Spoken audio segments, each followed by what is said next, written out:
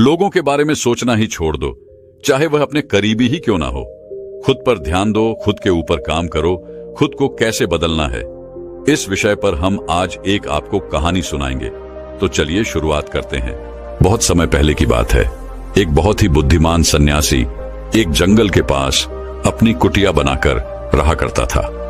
जो भी उनके पास अपनी समस्या लेकर आता, वह बहुत ही बुद्धिमानी से उसकी समस्या का समाधान निकाल देते। एक दिन वह वहीं पास के ही एक गांव में भिक्षाटन के लिए गए। जब वो भिक्षा मांगकर वापस लौट रहे थे, तो रास्ते में उन्हें एक युवा व्यक्ति ने रोक लिया और कहा, मैंने सुना है कि आप किसी भी समस्या को बड़ी बुद्धिमानी से सुलझा देते हैं। हालांकि मुझे तो ज्यादा विश्वास नहीं कि आप मेरी इस जटिल समस्या को सुलझा पाएंगे, लेकिन मैंने लोगों से आपकी बुद्धिमानी के बहुत से किस्से सुन रखे हैं। इसलिए मैं आपसे एक बात जानना चाहता हूं कि हमें किसी भी काम में असफलता की घबराहट क्यों होती है, और हम अपने किसी भी लक्ष्य को असफलता के घबराहट के बिना कैसे प्राप्त कर सकते हैं। युवा व्यक्ति का यह प्रश्न सुन बौद्ध सन्यासी मुस्कुराए और बोले, मैं तुम्हारे इस प्रश्न का उत्तर जरूर दूंगा, और उसके बाद से तुम्हारी सारी घबराहट भी खत्म हो जाएगी। लेकिन उससे पहले तुम्हें मेरे साथ मेरी कुटिया तक चलना होगा। वह युवा लड़का उस सन्यासी की बुद्धिमत्ता को परखना चाहता था, इसीलिए वह कुटिया तक जाने के लिए तैयार हो गया। इसके बाद वह बौद्ध सन्यासी उस लड़के को अपने जंगल के पास बनी कुटिया में लेकर आए, लेकिन तब तक शाम हो चुकी थी, इसीलिए वह भोजन करके सो गए। अगले दिन जब वह उठे, तो बुद्धिमान सन्यासी ने उस लड़के से कहा, चलो आज मैं तुम्हें जंगल की सैर करा के लाता हूं। और वह दोनों जंगल की तरफ निकल पड़े। कुछ देर बाद बुद्धिमान सन्यासी ने उस लड़के को एक गुफा दिखाई और कहा, चलो मैं तुम्हें उस गुफा की सैर कराता हूं। लड़के ने कहा, हाँ चलिए, मुझे भी जंगल की गुफा देखने की काफी दिनों से इच्छा थी। इसके बाद वे दोनों गुफा के अंदर चले गए। गुफा के अंदर काफी अंधेरा था, लेकिन थोड़ी देर बाद बौद्ध सन्यासी चुपके से गुफा से बाहर निकल आए और उस गुफा के द्वार को बाहर से बंद कर दिया। उस लड़के ने गुफा के भीतर से बहुत आवाज दी कि मुनिवर कहाँ हैं आप, कहाँ चले गए, मुझे जवाब क्यों नहीं दे रहे। लेकिन बहुत देर तक कोई जवाब न मिलने के बाद वह घबरा गया और घबराकर गुफा के द्वार की तरफ भागा। जैसे ही वह गुफा की प्रवेश द्वार पर पहुंचा, वह हैरान रह गया। यह क्या, यहां तो किसी ने गुफा के द्वार को बाहर से बंद कर दिया है। अब मैं बाहर कैसे निकलूंगा। अब वह अकेले अकेले उस अंधेरी गुफा में काफी भयभीत और परेशान हो गया। वह सोचने लगा कि कहीं उस सन्यासी ने उसे मारने की योजना तो नहीं बनाई थी। अब वह गुफा में इधर उधर घूमकर बाहर निकलने का रास्ता ढूंढने लगा। वह गुफा में काफी देर तक इधर उधर भटकता रहा, लेकिन उसे बाहर निकलने का कोई रास्ता नहीं मिला। अब उसे जोरों की प्यास और भूख भी लग रही थी, इसीलिए वह शांत होकर एक जगह बैठ गया। तभी उसे एक सुरंग से सूर्य की रोशनी आती हुई दिखाई दी, और उस रोशनी आने वाली सुरंग तक पहुंचना बहुत ही कठिन था, क्योंकि चारों तरफ बस अंधेरा ही अंधेरा था, और वह सुरंग भी काफी ऊंचाई पर थी। पर फिर भी वह तुरंत उठा और अपनी सारी भूख प्यास को भूलकर अपना सारा ध्यान उस गुफा से बाहर निकलने पर लगा दिया।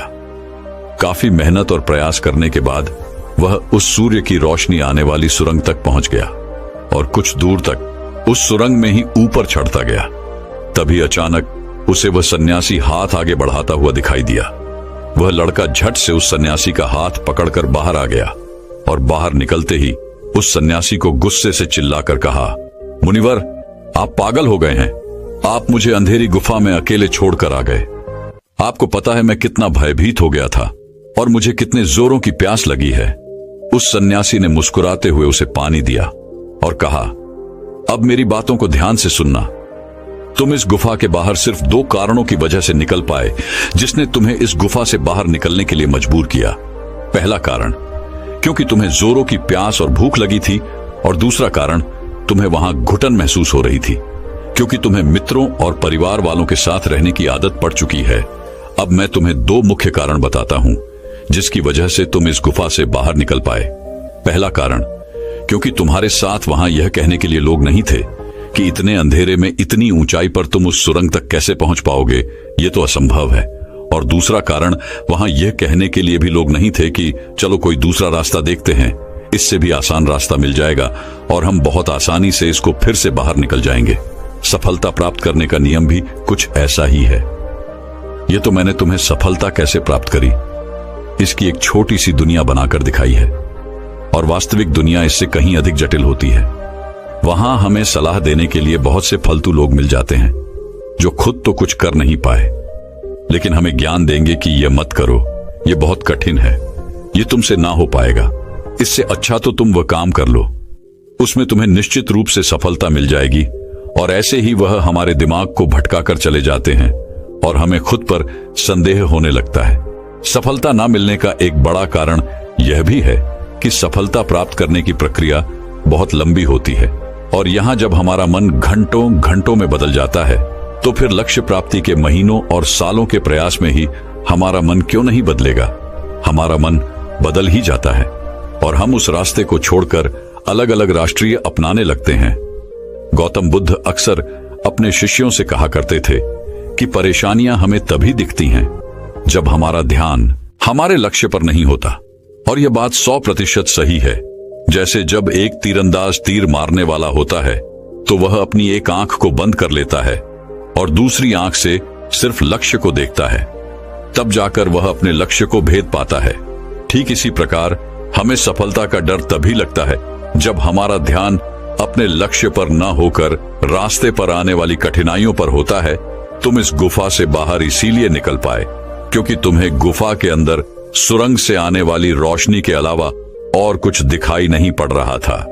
अगर उस गुफा के अंदर प्रकाश होता तो तुम वहां के बड़े बड़े गड्ढों और कीड़े मकोड़ों को देखकर डर जाते और वहीं भटकते रह जाते। इसीलिए अपना सारा ध्यान केवल अपने लक्ष्य पर टिकाए रखो और आसपास क्या हो रहा है, लोग क्या बोल रहे हैं, उस पर ध्यान देना बंद कर दो। तुम्हारे मित्र और रिश्तेदार क्या कर रहे हैं, उन्हें सफलता मिली कि नहीं, ये सब देखना बंद कर दो और केवल खुद के काम पर ध्यान दो। फिर देखना कि जब तुम्हारा समय आएगा तो लोग खड़े होकर तुम्हारे लिए तालियां बजाएंगे। और इतना कहकर वह बुद्धिमान सन्यासी मौन हो गए। उस युवा लड़के ने कहा, मुनिवर, आपने तो आज मेरी आंखें ही खोल दी। आपने कही हर एक बात में ही मुझे बुद्धिमानी नजर आई। आप सच में बहुत बुद्धिमान हैं, इसीलिए सभी आपको बुद्धिमानी का लोहा मानते हैं। मैं आपको वचन देता हूं कि आज से मैं मेरे मन को कभी भी असफलता के डर से नहीं सताऊंगा। मैं अपना पूरा ध्यान सिर्फ अपने काम पर लगाऊंगा और जल्दी ही एक सफल व्यक्ति बनकर दिखाऊंगा। इतना कहकर उस लड़के ने बुद्धिमान सन्यासी का धन्यवाद किया और वापस अपने गांव चला गया। तो दोस्तों, चलिए इसके बाद की इससे भी अच्छी कहानी की शुरुआत करते हैं। पुराने समय की बात है। नगर में रहने वाला सबल नाम का एक लड़का अपनी जिंदगी से बहुत निराश था। उसकी निराशा का कारण यह था कि वह अब तक कुछ भी नहीं कर रहा था। उसके माँ बाप उसे ताने मारते कि तेरे सारे मित्र कुछ ना कुछ कर रहे हैं, लेकिन तू अभी भी घर में ही बैठा हुआ है। मित्रों के बीच भी अक्सर उसका मजाक ही बनता। वह कहीं जाता तो लोग उससे पूछते कि क्या कर रहे हो। उसे यह बताने में बड़ी शर्म आती कि अभी वह कुछ भी नहीं कर रहा। धीरे धीरे उसने रिश्तेदारों के यहां जाना और लोगों से मिलना जुलना कम कर दिया। वह ज्यादातर समय अपने घर में ही बैठा रहता। वह अकेले में रोता, भगवान को कोसता और अपनी किस्मत को दोष देता। अब उसे अपनी जिंदगी बोझ सी लगने लगी थी। कभी कभी वह सोचता कि जब वे कुछ करने के लायक ही नहीं हैं, तो फिर उसके जिंदा रहने का भी क्या फायदा, उसे तो मर जाना चाहिए। एक दिन वह अपने नगर की एक सड़क से गुजर रहा था। तभी उसने देखा कि एक गुरु दुख के ऊपर प्रवचन दे रहे हैं। वह भी वहीं भीड़ में पीछे बैठ गया और गुरु के प्रवचन सुनने लगा। गुरु बोल रहे थे कि दुख एक गुरु की भांति होता है जो हमें जीवन की सच्चाई दिखाता है और हमें सही से जीवन जीने का तरीका सिखाता है। आप चाहें तो अपने दुख रूपी गुरु से जीवन जीना भी सीख सकते हैं और चाहें तो उस दुख में डूबकर बैठकर रो भी सकते हैं। सबल भी गुरु की यह सारी बातें ध्यान से सुन रहा था, लेकिन उसे गुरु की यह बातें सही नहीं लगी। उसने खड़े होकर कहा, दुख कुछ भी सीखा कर नहीं जाता, सिर्फ पीड़ा देकर जाता है। दुख की पीड़ा अनंत होती है। ऐसा लगता है इसके बाद कुछ भी नहीं होने वाला, कुछ भी नहीं मिलने वाला। मृत्यु भी उसके सामने छोटी लगने लगती है। गुरु ने कहा, आखिर क्या दुख है तुम्हें? सबल ने अपना सारा दुख गुरु के समक्ष कह सुनाया और पूछा, क्या आपके पास मेरे इस दुख का कोई समाधान है? गुरु मुस्कुराए और बोले, जिस दिन तुम्हारे पास सच्चा दुख आए उसी दिन मेरे पास लौट कर आना, मैं तुम्हारे दुख का समाधान अवश्य करूंगा। इतना कहकर गुरु वहां से चले गए। सबल ने सोचा, क्या मेरा दुख सच्चा नहीं है? क्या जिस दुख से मैं गुजर रहा हूं वो झूठा है? कोई भी मेरे दुख को नहीं समझ सकता। जब मां बाप नहीं समझ पाई तो गुरु क्या समझेंगे? अपने दुखों से परेशान होकर सबल ने एक निर्णय लिया कि अब वह कुछ करके दिखाएगा। उसने एक छोटा सा व्यापार शुरू किया, लेकिन उसमें उसे सफलता नहीं मिल रही थी। पर उसके घर वाले खुश थे कि वह कुछ तो प्रयास कर रहा है। वह अपने व्यापार में जुटा रहा और उसे धीरे धीरे सफलता भी मिलने लगी। फिर उसने रफ्तार पकड़ ली और सिर्फ 3 साल के अंदर ही वह एक बड़ा व्यापारी बन गया। अब सबल के चारों तरफ ऐसे बहुत से लोग थे जो उसकी चिंता करते थे, उसे पसंद करते थे, उसके काम की प्रशंसा करते थे। अब उसके घर वाले भी उसकी प्रशंसा करते नहीं थकते थे। दिन प्रतिदिन उसके मित्रों की संख्या बढ़ती जा रही थी। अब वह अपनी जिंदगी से बहुत ही खुश था। उसके कुछ मित्रों ने उसे सलाह दी कि जब तुम बड़े व्यापारी बनकर इतने खुश हो तो सोचो कि अगर तुम इस नगर के, इस राज्य के सबसे बड़े व्यापारी बन जाओ तो तुम्हारे पास कितना सुख होगा, कितने लोग तुमसे जुड़ना चाहेंगे, तुम्हारा कितना नाम फैलेगा। स्वयं राजा भी तुमसे मित्रता करना चाहेंगे और जरूरत पड़ने पर तुमसे ही धन उधार लेंगे। मित्रों की यह बात सबल के मन में घर कर गई। अब उसने और भी धन कमाने का प्रयास शुरू कर दिया, लेकिन उसे यह सब कुछ बहुत ही जल्दी चाहिए था। वह यह सब कुछ प्राप्त करने में अपना ज्यादा समय बर्बाद नहीं करना चाहता था। इसीलिए उसने ऐसे भी कार्य करने शुरू कर दिए जो उचित नहीं थे। उसने बड़ी मात्रा में अपने मित्रों से धन उधार लेना शुरू कर दिया। ज्यादा मुनाफा कमाने के लालच में अपने सामान में मिलावट करने लगा। उसने दूसरे व्यापारियों के खिलाफ षड्यंत्र भी रचे, उन्हें डराया धमकाया। जैसा जैसा उसके मित्र उससे कहते गए वह वही करता गया। वही इन तरीकों से ज्यादा धन तो कमा रहा था, लेकिन अब उसके जीवन में सुकून ही रह गया था। उसके मन की शांति गायब हो गई थी। उसे रातों में नींद नहीं आती थी। वह किसी उधेड़बुन में लगा रहता था। सुख सदन की सारी वस्तुएं होने के बाद भी उसे किसी में सुख नहीं मिल रहा था। एक दिन सबल अपनी गाड़ी में सवार होकर कहीं जा रहा था। तभी रास्ते में उसे गुरु का आश्रम दिखा। वह रुक गया। वह गुरु के पास जाकर बोला, गुरुदेव, आपने कहा था कि जब तुम्हारे जीवन में सच्चा दुख आए तब मेरे पास आना। अब मैं बहुत दुखी हूं। मेरे रातों की नींद गायब हो गई है। मुझे कहीं सुकून नहीं मिल रहा। इस तरीके से सबल ने अपनी सारी समस्या गुरु के सामने कह सुनाई। गुरु ने कहा, जब तुम मुझसे पहली बार मिले थे तब भी तुम किसी दुख में थे। तुमने उस दुख से क्या सीखा? सबल ने कहा, मैंने सीखा कि सिर्फ सोचने और चिंता करने से कुछ नहीं होता।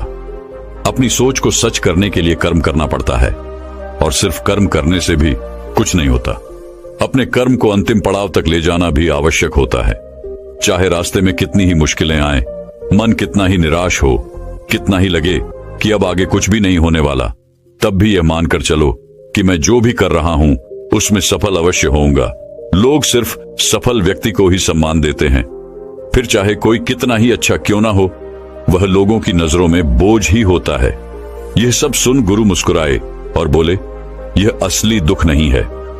जब तुम्हारे जीवन में असली दुख आए तब मेरे पास आना, मैं उसका समाधान अवश्य करूंगा। सबल ने जाते समय गुरु को सोने के सिक्कों से भरा एक घड़ा भेंट किया। घड़ा देखकर गुरु ने कहा, यह मेरे किसी काम का नहीं, इसे उस पेड़ के नीचे गड्ढा खोदकर दफना दो। सबल ने गुरु के कहे अनुसार घड़े को पेड़ के नीचे दफना दिया और वहां से चला गया। कुछ दिनों तक तो व्यापार अच्छी तरक्की कर रहा था, लेकिन गलत व्यापार की वजह से ही धीरे धीरे उस व्यापार में घाटा होने लगा। उसकी सारी धन संपदा धीरे धीरे खत्म होने लगी और एक दिन ऐसा आया जब उसके पास कुछ भी नहीं बचा और वह कर्जे से भर चुका था। लेकिन वह निश्चिंत था क्योंकि उसने सारा कर्ज अपने मित्रों से ही लिया था। वह सोचता था कि उसके मित्र बुरे समय में उसका साथ देंगे, लेकिन ऐसा कुछ भी नहीं हुआ। बुरा समय आते ही मित्रों ने ही सबसे पहले अपना उधार मांगना शुरू किया और उधार वापस न करने पर जान से मारने की धमकी भी दी। उसके शुभ चिंतक, उसे चाहने वाले सब उससे दूर हो गए। उसके वो मित्र जो उसके साथ मौज मस्ती किया करते थे अब उससे दूर भागने लगे। उसके परिवार वाले उसे उसकी गलतियां और कमियां गिनाने लगे। उसकी सारी संपत्ति नीलाम हो गई और उसके पास कुछ भी नहीं बचा। उसने अपने पिता से सहायता मांगी तो पिता ने कहा, मेरे पास यह थोड़ी सी ही संपत्ति है, अगर मैं यह भी तुम्हें दे दूंगा तो तुम्हारी मां को कहां रखूंगा? यह संपत्ति ही हमारा आखिरी सहारा है। सबल के भीतर बहुत गहरा दुख था। उसके आसपास ऐसा कोई भी नहीं था जो उसके दुख को समझ सके, उसे संभाल सके। लोगों से मिले इस धोखे और विश्वासघात की वजह से ही वह अंदर तक टूट गया। उसे लगने लगा, अब जीने का क्या मतलब? अब तो मृत्यु ही एकमात्र सहारा है। वह आत्महत्या करने एक पहाड़ी की तरफ जा रहा था कि तभी उसे याद आया, गुरु ने कहा था, जब तुम्हारे जीवन में असली दुख आए तब मेरे पास आना। सबल गुरु के पास गया और अपना सारा दुख कह सुनाया। वह आंखों में आंसू भरकर बोला, मेरे इस दुख का समाधान कीजिए गुरुदेव। गुरु ने कहा, जब तुम्हारे जीवन में असली दुख आए तब मेरे पास आना, मैं उसका समाधान अवश्य करूंगा। सबल ने कहा, अभी जो मेरे जीवन में घट रहा है वह दुख नहीं है। आखिर असली दुख होता क्या है गुरुदेव? गुरु ने कहा, सबसे पहले तुम यह बताओ कि तुमने अपने इस दुख से क्या सीखा? सबल ने कहा, मैंने सीखा कि जो लोग हमारी सफलता, हमारी तरक्की की वजह से हमारे जीवन में आए हैं वह हमें धोखा अवश्य देंगे, क्योंकि वह बुरे समय में हमारे साथ खड़े नहीं होंगे। वह केवल अच्छे समय में हमारा फायदा उठाएंगे और बुरे समय में छोड़कर चले जाएंगे। भरोसा केवल उन्हीं लोगों पर करना चाहिए जो हमारे बुरे समय में, असफलता के समय में हमारे साथ खड़े रहते हैं। लेकिन ऐसे लोग बहुत ही कम होते हैं, पर जिसके पास होते हैं उन्हें उनकी कद्र करनी चाहिए, उनका अपमान नहीं करना चाहिए। मैंने यह भी सीखा कि कभी किसी के खिलाफ षड्यंत्र नहीं करना चाहिए। ईमानदारी और धैर्य के साथ अपना काम करना चाहिए और कभी लालच नहीं करनी चाहिए। अपना सारा दुख और अनुभव बताने के बाद सबल आंखों में आंसू भरकर गुरु के सामने बैठा रहा। थोड़ी देर बाद गुरु उठे और उस पेड़ के नीचे गड्ढा खोदकर वह घड़ा बाहर निकाला जो सोने के सिक्कों से भरा हुआ था और उस सबल को दे दिया और कहा, जब तुम्हारे जीवन में असली दुख आए तब मेरे पास आना। सबल ने गुरु को धन्यवाद दिया और उन्हें प्रणाम कर वहां से चला गया। उसने उस घड़े से एक छोटा व्यापार शुरू किया और वह एक छोटा व्यापारी बनकर भी खुश था। उसने पूरी लगन और ईमानदारी से व्यापार किया। देखते ही देखते वह अपने नगर का फिर एक बड़ा व्यापारी बन गया। उसका जीवन खुशियों और सुविधाओं से भर गया।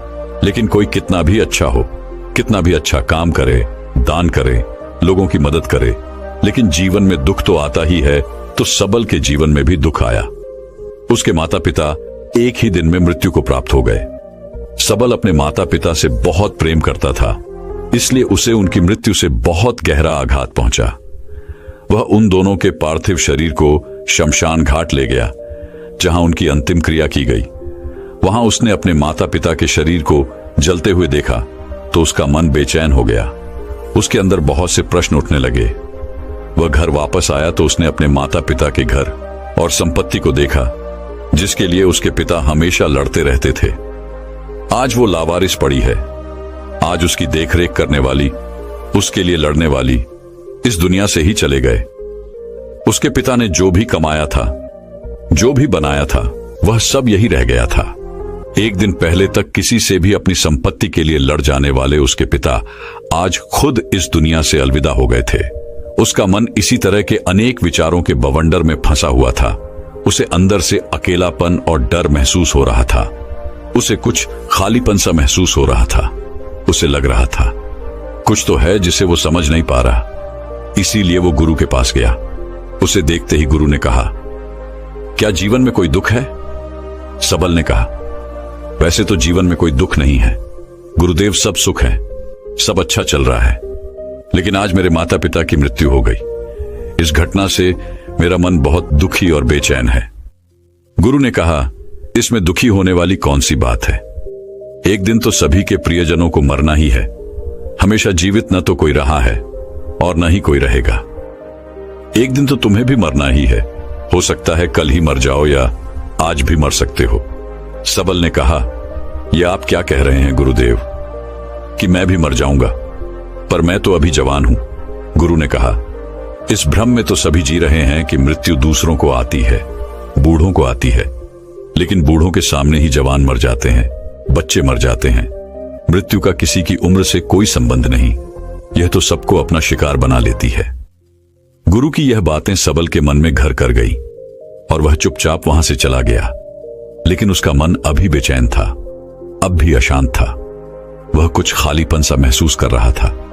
वह पूरे दिन अपने बारे में ही सोचता रहता कि वह कौन है, इस दुनिया में क्यों आया है, क्या सिर्फ चीजों का प्रयोग करना और मरना ही जीवन का लक्ष्य है। ऐसे ही बहुत से प्रश्न उसके मन में लगातार उठ रहे थे, लेकिन उसे अपने किसी भी प्रश्न का उत्तर नहीं मिल पा रहा था और उसका दुख दिन प्रतिदिन बढ़ता जा रहा था। इसीलिए कुछ दिनों बाद वह फिर गुरु के पास पहुंचा और बोला, गुरुदेव, मैं बहुत दुखी हूं, क्योंकि मैं यह नहीं जान पा रहा कि मैं कौन हूं और इस दुनिया में क्यों आया हूं। यह सुन गुरु मुस्कुराए और बोले, आज पहली बार तुम्हारे जीवन में सच्चा दुख पैदा हुआ है। वास्तव में यही है जो दुख कहलाने के लायक है, कि हमें पता नहीं कि हम कौन हैं, क्यों आए हैं, क्या करना है, कैसे करना है। सबल ने कहा, गुरुदेव, मेरे इस दुख का समाधान कीजिए। गुरु ने कहा, हम सभी इंसान जीवन भर क्या इकट्ठा करते रहते हैं। सबल ने कहा, हम सभी इंसान जीवन भर धन, संपत्ति, मान सम्मान, परिवार, मित्र, पद प्रतिष्ठा इत्यादि इकट्ठा करते रहते हैं। गुरु ने कहा, क्या इन इकट्ठा की हुई सभी चीजों में से एक भी चीज हम अपने साथ ले जा सकते हैं। सबल ने कहा, नहीं गुरुदेव, इनमें से कुछ भी साथ नहीं जाता। मेरे माता पिता के साथ भी कुछ नहीं गया, सब तो यही छूट गया, घर, परिवार, संपत्ति, सब कुछ। गुरु ने कहा, अब मेरी बातों को ध्यान से सुनना। इस दुनिया में हमें जो इकट्ठा करना चाहिए वो तो हम कभी इकट्ठा करते ही नहीं। चीजें हमारे सामने ही होती हैं, लेकिन हम उन्हें देखने का प्रयास ही नहीं करते। इस दुनिया में हमें जिस चीज को इकट्ठा करना है वह हम खुद हैं। हमें खुद को ही इकट्ठा करना है, ताकि जब मृत्यु हो तो हम एक हो सके और स्वयं को पहचान सके। हम भीतर से बटे हुए हैं, प्रेम में, नफरत में, क्रोध में, जलन में, क्रूरता में, धन में, संपत्ति में, पद में, प्रतिष्ठा में, मान में, पहचान में, धर्म में, जाति में। ऐसे ही सैकड़ों हजारों चीजों और वासनाओं में हम बटे हुए हैं। हम टुकड़ों में जीवन जी रहे हैं। इस बंटवारे की वजह से हमारी चेतना कभी एक नहीं हो पाती। हमारी चेतना शक्ति बिखर गई है, इसलिए हमारे पास इतना भी समय नहीं है, इतनी भी ऊर्जा नहीं है कि हम मुड़कर एक बार अपने भीतर देख सकें। वास्तव में जिस धन की कमी, सुविधाओं की कमी, मान सम्मान की कमी को लोग दुख समझते हैं और जीवन भर उसे दुख दुख बोलकर रोते रहते हैं और उनका समाधान खोजने का प्रयास करते रहते हैं, उन्हें उसका समाधान कभी मिलेगा ही नहीं। क्योंकि जिन्हें लोग दुख कहते हैं वो असली दुख है ही नहीं। वो तो सिर्फ इंसान की चाहत है, उसकी इच्छा है, जिसकी पूर्ति कभी नहीं की जा सकती। इसीलिए यहां व्यक्ति को ऐसे दुखों का कभी समाधान मिला ही नहीं। इसीलिए इन सब के ऊपर अगर अपने दुखों का परम समाधान चाहिए तो सबसे पहले अपने आप को इकट्ठा करो, अपनी ऊर्जा को इस संसार से वापस खींचो और एकत्रित करो। अपने ऊपर ध्यान दो, खुद पर ध्यान लगाओ। मृत्यु से पहले ही अपने आप को पहचान लो, ऐसे ही बिखरे हुए मत चलो। सबल ने कहा, तो क्या गुरुदेव, हमें यह संसार छोड़ देना चाहिए, अपनी सभी इच्छाओं को मार देना चाहिए, किसी से प्रेम नहीं करना चाहिए, धन संपत्ति नहीं इकट्ठा करनी चाहिए, मान सम्मान की आशा छोड़ देनी चाहिए। गुरु ने कहा, एक बिखरे हुए मनुष्य के अंदर से कामनाएं, इच्छाएं और वासनाएं ऐसे ही निकलती हैं जैसे पहाड़ से कोई पत्थर गिर रहा हो, जिस पर पहाड़ का कोई नियंत्रण नहीं है सिवाय देखने, परेशान होने और कुछ होने के। इसी प्रकार एक बिखरे हुए मनुष्य की इच्छाएं अनियंत्रित और दुखदायी होती है। उसका अनियंत्रित मन कुछ भी इच्छाएं और कल्पनाएं करता रहता है और दुखी होता रहता है। लेकिन जब व्यक्ति एकत्रित हो जाता है तो वह जो भी करता है सब उसके नियंत्रण में रहता है। तब इच्छाएं भी उसकी इच्छा से निकलती हैं। सबल ने कहा, गुरुदेव, आपने मेरे सच्चे दुख का समाधान कर दिया। आपका बहुत बहुत धन्यवाद। आज से मैं खुद को एकत्रित करने का प्रयास करूंगा। गुरु ने कहा, मानो शरीर में बहुत ऊर्जा है, बहुत शक्ति है और यह बेकार के कामों में भटक रह गई है, पृथ्वी की चीजों में लगी रहती है। यह ऐसा ही है जैसे कि एक अत्यंत शक्तिशाली मशीन किसी बच्चे के हाथों में दे दी गई हो और वह बिना सोचे समझे, बिना किसी नियंत्रण और जानकारी के बस इसकी शक्ति को कहीं भी बर्बाद कर रहा हो। इसीलिए अपने चेतना की शक्ति पर ध्यान दो और इसे एकत्रित करो। सबल को अपने प्रश्नों का उत्तर मिल चुका था। उसने गुरु का धन्यवाद किया और चुपचाप वहां से चला गया। दोस्तों, मैं उम्मीद करता हूं कि यह कहानी सुनने से आपके जीवन में अच्छे बदलाव आए होंगे। आपको इस वीडियो से क्या सीखने मिला, ये कमेंट करके जरूर बताएं और अपने परिवार, दोस्तों या आपके करीबी इंसान के साथ ये कहानी शेयर करके उन्हें भी इस ज्ञान से परिचित करवाएं। बाकी अगर आपको ये वीडियो दिल से अच्छी लगी हो तभी इस वीडियो को लाइक कर देना और आपने अब तक इस चैनल को सब्सक्राइब ना किया हो तो चैनल को सब्सक्राइब भी जरूर कर देना। आपका हर दिन शुभ हो और खुशियों से आपका जीवन भरा रहे। धन्यवाद। नमो बुद्धाय।